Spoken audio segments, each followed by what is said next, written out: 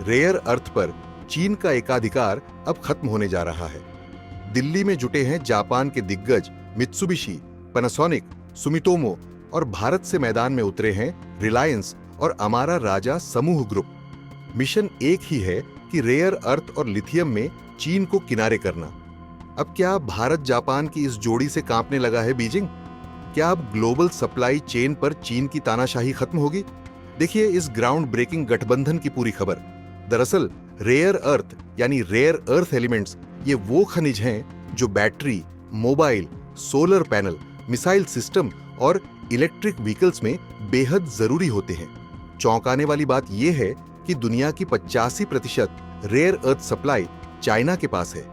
China चाहता है कि तकनीक, बैटरियों और ग्रीन एनर्जी पर उसकी मर्जी चले। अब चीन ने रेयर अर्थ मैग्नेट्स के एक्सपोर्ट पर भी पाबंदी लगाई है। भारत को मिलने वाले ऑटो पार्ट्स लेट हो रहे हैं। कई इंडियन कार कंपनियों की प्रोडक्शन लाइन खतरे में है। यही वजह है कि भारत और जापान ने मिलकर एक नई रणनीति बनाई है, चीन को हटाकर एक नया एशियन सप्लाई चेन बनाने की। दिल्ली में इस समय एक खास मीटिंग चल रही है। जापान से आए हैं Mitsubishi Chemicals, Sumitomo Metals and Mining, Panasonic और battery association of supply chain के कई सदस्य। भारत की ओर से सामने आए हैं रिलायंस इंडस्ट्रीज, जो ईवी बैटरियों और ग्रीन एनर्जी के लिए अरबों डॉलर का निवेश कर रहा है। हमारा राजा समूह, जो भारत की अग्रणी बैटरी निर्माता है। इन कंपनियों का मकसद है कि लिथियम और ग्रेफाइट की सप्लाई सुनिश्चित करना, लिथियम आयन बैटरी में तकनीकी साझेदारी करना, एक ऐसा ग्लोबल नेटवर्क बनाना जो चीन पर निर्भर ना हो।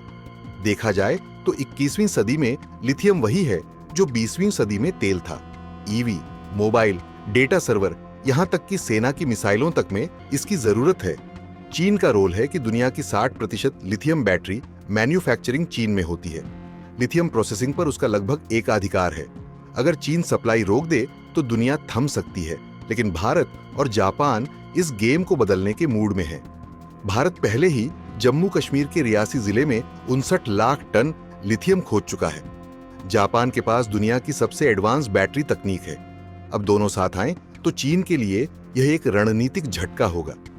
भारत और जापान मिलकर एक ऐसी सप्लाई चेन बनाना चाहते हैं जो पूरी तरह चीन से स्वतंत्र हो। लेकिन कैसे? दरअसल भारत खनिज देगा, लिथियम, ग्रेफाइट, निकेल जैसे क्रिटिकल मिनरल्स। जापान देगा battery design, research, advanced manufacturing और इनोवेशन। दोनों मिलकर बनाएंगे ईवी बैटरियों और रेयर अर्थ प्रोडक्ट्स की प्रोडक्शन यूनिट्स। इससे यह होगा कि भारत बनेगा रेयर अर्थ और बैटरी सप्लाई का नया हब। जापान को मिलेगा चीन से बाहर विकल्प। दुनिया भर की कंपनियां भारत जापान सप्लाई चेन से जुड़ेंगी। भारत सरकार इस पूरी रणनीति को तेजी से आगे बढ़ा रही है।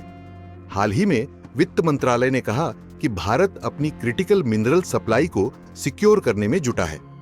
इसके लिए भारत ऑस्ट्रेलिया, चिले और अर्जेंटीना से लिथियम डील्स कर रहा है। आंतरिक खनन कंपनियों को लिथियम खोजने के लिए फंडिंग दे रहा है। नेशनल क्रिटिकल मिनरल्स मिशन शुरू किया है। जापान जैसी टेक्नोलॉजी सुपर पावर अगर भारत के साथ आती है तो भारत न केवल सप्लाई चेन का हिस्सा बनेगा बल्कि उसे लीड करेगा। चीन का मकसद था कि पूरी दुनिया उसकी मर्जी से चले, लेकिन अब भारत और जापान की इस जोड़ी ने उस सपने में दरार डाल दी है। खैर, दुनिया को अब चाइना +1 नहीं बल्कि चाइना -1 की नीति चाहिए और भारत उसका लीडर बन सकता है। आज भारत और जापान केवल व्यापार नहीं, भविष्य का निर्माण कर रहे हैं। बैटरी से लेकर इलेक्ट्रिक वाहन, मोबाइल से लेकर मिसाइल, रेयर अर्थ से लेकर ग्रीन एनर्जी, हर मोर्चे पर अब चीन का एकाधिकार खतरे में है और ये सिर्फ शुरुआत है। चीन ने सोचा था कि वो दुनिया को बंधक बनाएगा, लेकिन अब भारत जापान मिलकर उसे उसकी ही भाषा में जवाब दे रहे हैं। इस गठबंधन से निकलेगा नया एशिया, आत्मनिर्भर, टिकाऊ और रणनीतिक रूप से स्वतंत्र।